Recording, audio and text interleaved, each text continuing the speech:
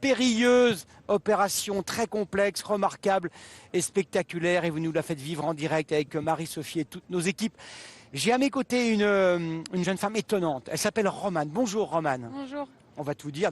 Vous avez 21 ans. C'est ça. Et malgré votre jeune âge, vous avez eu plusieurs vies. D'abord, vous avez été athlète de haut niveau.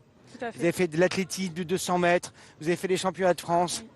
Remarquable déjà en soi. Ensuite, vous avez eu un appel. Vous vous êtes dit, la carrière d'infirmière me passionne. Et vous avez fait 2 ans d'études d'infirmière. Et puis un autre appel. Qu'est-ce que c'est que cet autre appel qui vous met sous cet uniforme de la douane? Racontez-nous. Alors voilà, j'ai fait 2 ans d'école d'infirmière, mais c'est vraiment un métier de passion. J'avais la fibre altruiste, la fibre d'aider, mais c'était pas tout à fait cette branche-là qui me convenait. Donc je me suis tournée vers la douane parce qu'on a une grosse mission de protection du citoyen. Donc moi, ce qui m'a attirée, c'est le métier de maître chien, anti-stupéfiant. Donc voilà, vraiment la protection de la population. Voilà, ce qu'on saisit en termes de stupéfiants, c'est pas consommé, et ça, c'est une grande satisfaction. Alors vous êtes, c'est pas un secret, la plus jeune de ce bataillon. Ils sont derrière vous.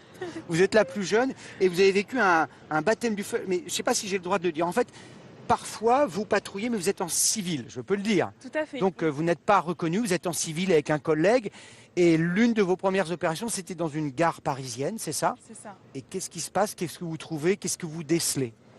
Alors on était en gare justement sur Paris, on est en civil et on découvre un profil. Donc on était 4 dans la vacation ce jour-là. Et on approfondit le contrôle, il y avait plusieurs indices qui nous permettaient de le faire et il s'est avéré que cette personne était une mule. Donc dans le jargon, une mule, c'est une personne qui transporte de la cocaïne ingérée. Donc il l'a avalée sous forme d'ovule. Donc il avait 1 kg 200 grammes de cocaïne C'était pas son premier trajet. Donc voilà, une bonne affaire. Surtout, ça faisait une semaine que j'étais dans le métier, donc tout de suite dans le bain, tout de suite avec les collègues, la nuit à la brigade.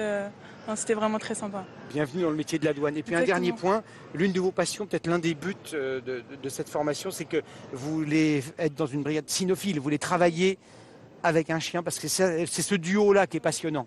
Tout à fait. C'est vraiment un binôme en douane. Le chien a vraiment une place particulière. On le ramène chez soi, il n'est pas au chenil le soir.